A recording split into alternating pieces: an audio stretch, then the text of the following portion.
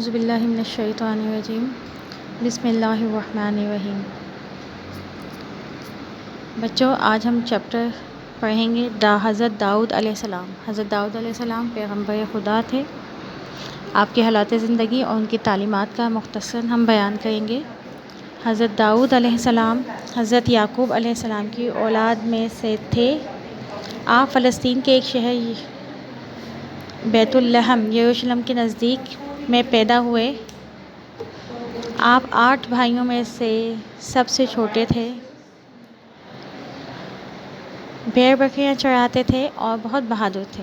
طاقتور اتنے تھے کہ اگر شیر آپ کی بکریوں پر حملہ کرتا تو آپ اپنے ہاتھوں سے اسے مار ڈالتے۔ حضرت داؤد علیہ السلام فلاخن چلانے کے ماہر تھے۔ یہ بہت پرانے زمانے کا ایک ہتھیار ہے جس میں چھوٹے چھوٹے پتھروں سے بھری تھیلی کو گھما کر پوری طاقت سے پھینکا جاتا ہے۔ حضرت داؤد علیہ السلام اتنی قوت سے فلاخن پھینکتے کہ جس چیز پر گرتا وہ ریزہ ریزہ ہو جاتا۔ جالوت اور حضرت داؤد علیہ السلام۔ اللہ تعالیٰ نے بنی اسرائیل کو بڑی عظمتیں دی تھیں، لیکن ان کی نافرمانیوں اور ناشکریوں کو دیکھ کر اللہ تعالیٰ نے ان سے ساری نعمتیں چھین کر کافروں کو ان پر مسلط کر دیا اور فلسطین پر ان کا قبضہ ہو گیا۔ کافروں کی فوج کا سپہ سالار جالوت تھا، جو بڑا دیوہرکل اور جنگ کا ماہر تھا۔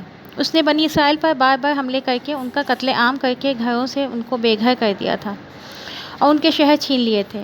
اس کو رعب و دہشت کا یہ عالم تھا کہ بنی اسرائیل کے 5 بڑے شہر چھن چکے تھے، لیکن وہ اپنے شہر واپس لینے کی ہمت نہ رکھتے تھے۔ پھر اللہ تعالیٰ نے بنی اسرائیل کو حضرت طالوت کی قیادت عطا فرمائی۔ اب جالوت کی فوج سے حضرت طالوت کی فوج کا مقابلہ تھا۔ اللہ تعالیٰ نے حضرت طالوت کی فوج کا امتحان لیا۔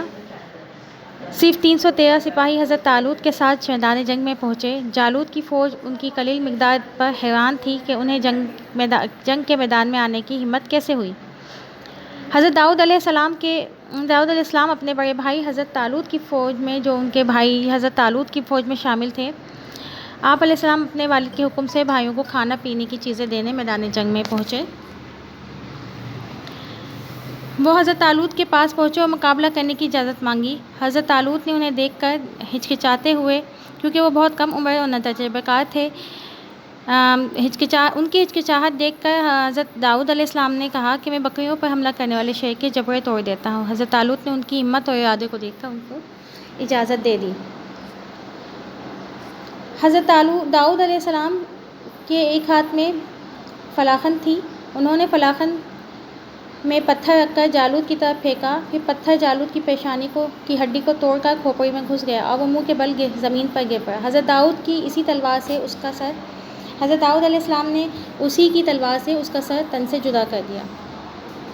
جالوت کی فوج اپنے سردار کا کٹا ہوا سر دیکھ کر مقابلے کی ہمت کھو بیٹھی۔ اس طرح حضرت طالوت کی فوج نے دشمن پر حملہ کر کے فتح حاصل کر لی۔ حضرت طالوت نے خوش ہو کر اپنی بیٹی میکال سے آپ کی شادی کر دی اور 1000 فوجی جوانوں کا دستہ آپ کی کمان میں دیا۔ قرآن پاک میں ہے، اے داؤد، ہم نے آپ کو ملک میں نائب کیا، سو آپ حکومت کیجیے لوگوں میں انصاف سے اور اپنی نفسانی خواہش کی پیروی نہ کیجیے جو آپ کو بھٹکا دے اللہ کی راہ سے۔ جو لوگ اللہ کی راہ سے بھٹکتے ہیں ان کے لیے سخت عذاب ہے، اس لیے کہ انہوں نے حساب کے دن کو بھلا دیا ہے۔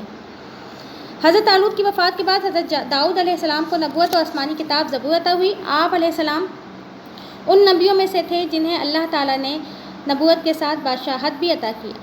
آپ ایک دن روزہ رکھتے اور دوسرے دن ناغہ کرتے، رات کا آخری حصہ عبادت میں گزارتے۔ اللہ تعالیٰ نے انہیں بہت خوبصورت آواز دی تھی۔ وہ زبور پڑھتے تو ان کی خوش الحانی سے بہتا پانی تھم جاتا۔ حضرت داؤد علیہ السلام کا معجزہ تھا کہ ان کے ہاتھ میں لوہا موم کی طرح نرم ہو جاتا اور آپ لوہے کو ہاتھوں سے موڑ کر اس کی زرہیں بنا لیتے۔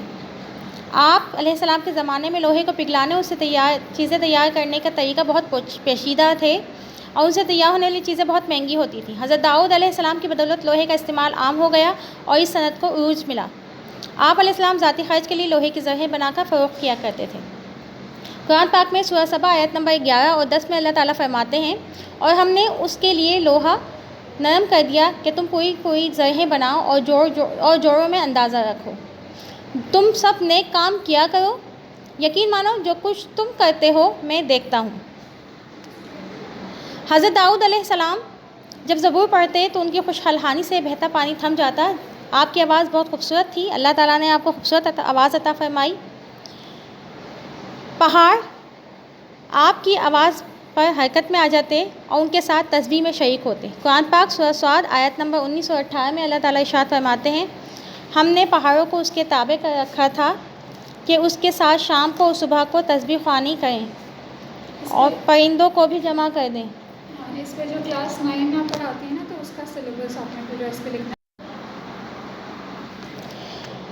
ہم نے پہاڑوں کو اس کے تابع کر رکھا تھا کہ اس کے ساتھ شام کو اور صبح کو تسبیح خوانی کریں اور پرندوں کو بھی جمع ہو کر سب کے سب ان کے فرمانبردار رہیں۔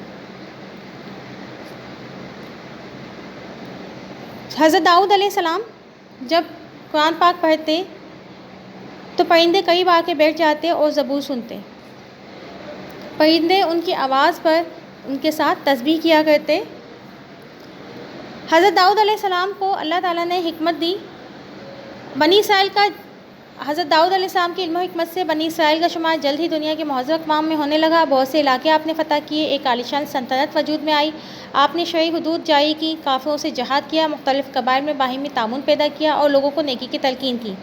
اللہ تعالیٰ نے آپ علیہ السلام کو زبردست علم و حکمت عطا کی تھی۔ قرآن پاک میں اللہ تعالیٰ سورہ صاد آیت نمبر 20 میں فرماتے ہیں، اور ہم نے ان کی سلطنت کو مضبوط کیا، ان کو علم حکمت عطا کی اور بات کا فیصلہ کرنا سکھایا۔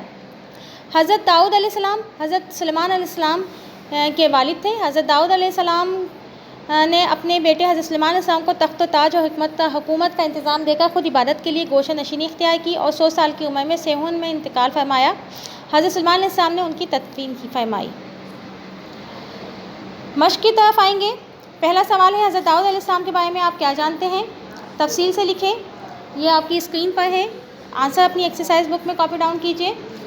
جواب ہے، حضرت داؤد علیہ السلام حضرت یعقوب علیہ السلام کی اولاد میں سے تھے۔ آپ علیہ السلام فلسطین کے شہر بیت لحم میں پیدا ہوئے۔ آپ علیہ السلام بھیڑ بکریاں چراتے تھے۔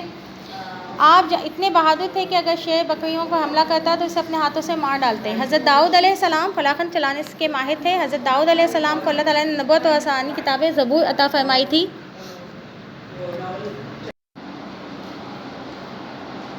حضرت داؤد علیہ السلام کو اللہ تعالیٰ نے آسمانی کتاب زبور عطا فرمائی تھی۔ آپ علیہ السلام نبیوں میں سے تھے جنہیں اللہ تعالیٰ نے نبوت کے ساتھ بادشاہت بھی عطا کی تھی۔ اللہ تعالیٰ نے انہیں بہت پیاری اور خوبصورت آواز دی تھی۔ اللہ تعالیٰ نے آپ کو زبردست حکمت عطا فرمائی تھی۔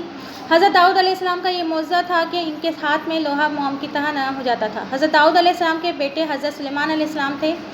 آپ علیہ السلام 100 سال کی عمر میں سیہون میں انتقال فرما گئے۔ حضرت سلیمان علیہ السلام نے ان کی تدفین کی۔ سوال نمبر 2، جالوت کون تھا؟ حضرت داؤد علیہ السلام نے جالوت کو کیسے ہلاک کیا؟ جواب، جالوت کافروں کی فوج کا ایک سپہ سالار تھا۔ وہ بڑا دیوہکڑ اور جنگ کا ماہر تھا۔ اس نے بنی اسرائیل پر بار بار حملے کر کے ان کا قتل عام کر کے بنی اسرائیل کے 5 بڑے شہر چھین لیے تھے۔ اللہ تعالیٰ نے بنی اسرائیل کو حضرت طالوت کی قیادت عطا فرمائی۔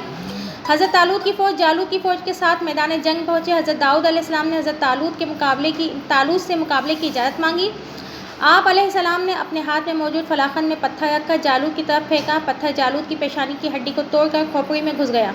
وہ منہ کے بل زمین پر گر پڑا۔ حضرت داؤد علیہ السلام نے اسی کی تلوار سے اس کا سر تن سے جدا کر دیا۔ سوال نمبر 3، حضرت داؤد علیہ السلام کی حکمت سے بنی اسرائیل میں کیا تبدیلیاں پیدا ہوئیں؟ نیز اللہ تعالیٰ نے ان کی حکمت کے بارے میں کیا فرمایا؟ جواب، حضرت داؤد علیہ السلام کی حکمت سے بنی اسرائیل کا شمار دنیا کے مہذب اقوام میں ہونے لگا۔ بہت سے علاقے فتح ہوئے، ایک عالیشان سلطنت وجود میں آئی۔ قرآن پاک میں اللہ تعالیٰ نے حضرت داؤد علیہ السلام کی حکمت کے بارے میں فرمایا ہے کہ اور ہم نے ان کی سلطنت کو مضبوط کیا، ان کو حکمت عطا کی اور بات کا فیصلہ کرنا سکھایا۔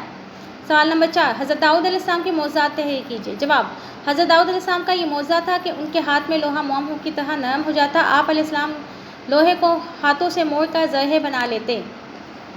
جی بچوں، یہ کام اپنی ایکسرسائز بک میں کاپی ڈاؤن کیجیے۔